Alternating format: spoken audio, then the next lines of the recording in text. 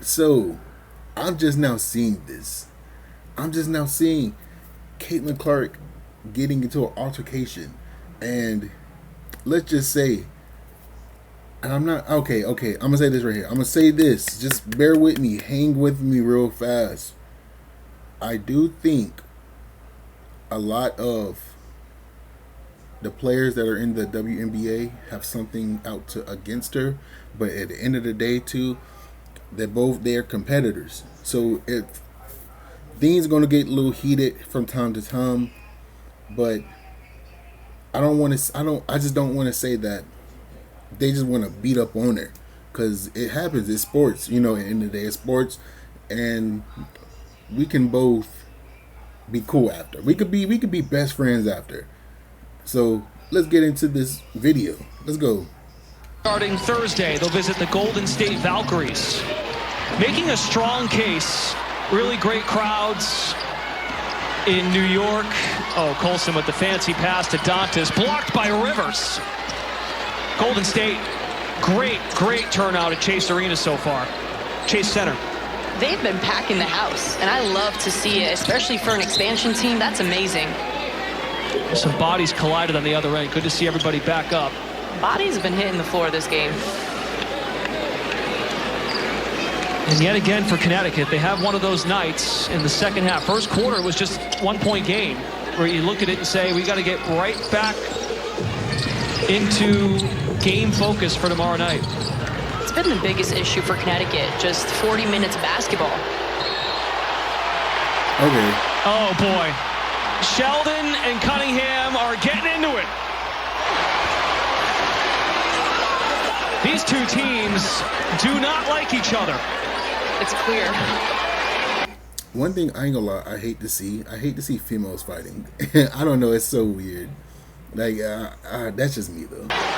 My goodness, the physicality in this game. Whew.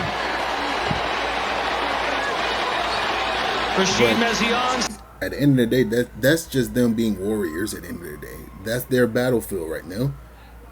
So, you know, if they fight, they fight. They can be friends after this. Stephanie White, the head coach, is right off their sidelines. Sheldon was wrapped up by Cunningham. She gave the foul. Man, these officials have had their work cut out for them tonight. These officials are putting in work today. But watch J.C. Sheldon here on a fast break. Cunningham definitely tried to stop her completely, but maybe uncalled for, and she grabs her head.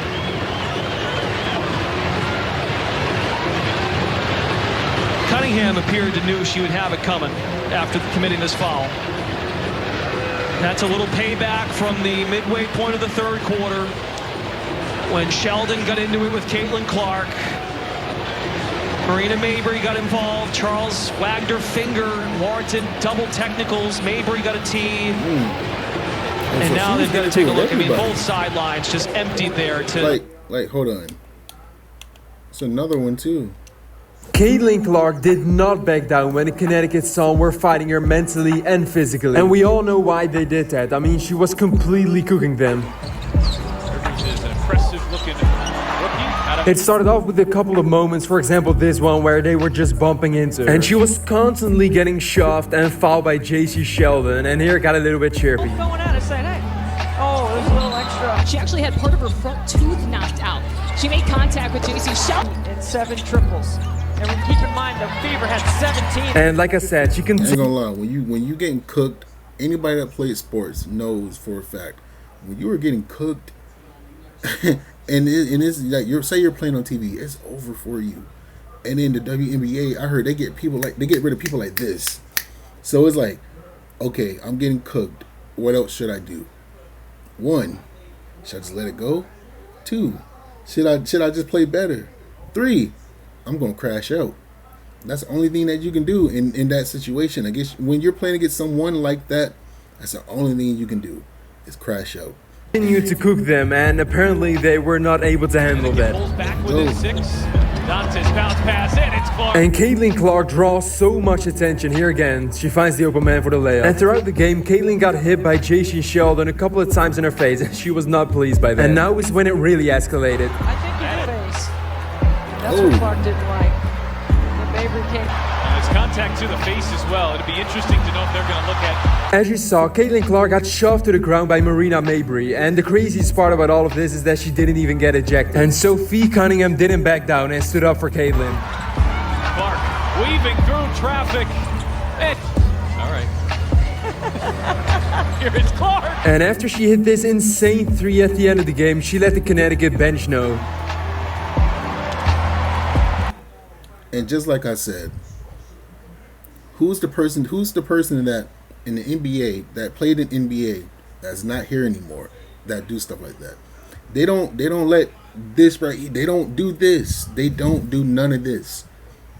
They let their game speak for itself, and that's Kobe Bryant.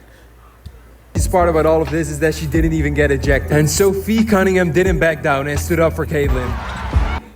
Yeah, I do feel like it's... And Caitlin Clark draws so much attention. Here again, she finds I do feel like it's a bit of, I would say, just when a person's got all that shine on them, and you just like, dang it, I want some shine on me too. That's just a way to put the spotlight on that person. But at the end of the day, not all publicity is good publicity. I'm sorry. I don't care what anyone says. Like, that's not how it works. Man for the layup. And throughout the game, Caitlin got hit by JC Sheldon. You don't want to be the person to something happens and you're just an automatic crash out. And at that point, if I'm a coach, I'm not putting you in the game. Sorry. A couple of times in her face, and she was not pleased by that. And now is when it really escalated. I think he hit face. That's what Clark didn't like. Like, okay, that right there was uncalled for. That little shove, whatever she did, the chest bump thingy, that was uncalled for. That could have been something else. And it's contact to the face as well. It'll be interesting to know if they're going to look at. As you saw, Caitlin Clark got shoved to the ground by Marina Mabry, and the craziest part about all of this is that she didn't even get ejected. And Sophie Cunningham didn't back down and stood up for Caitlin. Clark weaving through traffic. All right. Here is Clark. And after she hit this insane three at the end of the game, she let the Connecticut bench know. You don't have to do none of this. And here with less than a minute to go, Sophie Cunningham got revenge for all the chirping that they did at Caitlin. Hard foul. You could say it's a play on the ball, but... If you're just joining us, there was... I just loved that from her. Not Becky. Yeah, I had the type of coach that was like, if one fights, we all fight. And I like that right there. I really like that. And, you know, sticking up for your teammate, because at the end of the day, you know, she's a face. I would like to say she's one of the faces of the WNBA at a very, very early age. And a lot of, you know, I get it. A lot of people won't like that type of stuff. But at the end of the day, you have to live with that. Like, if you don't want her to be the face of the WNBA, you got to get better. But I'm not going to hold y'all too long. And this is just something I've seen. And if you like this video, like, subscribe. Let me know what you want to see next. And we out.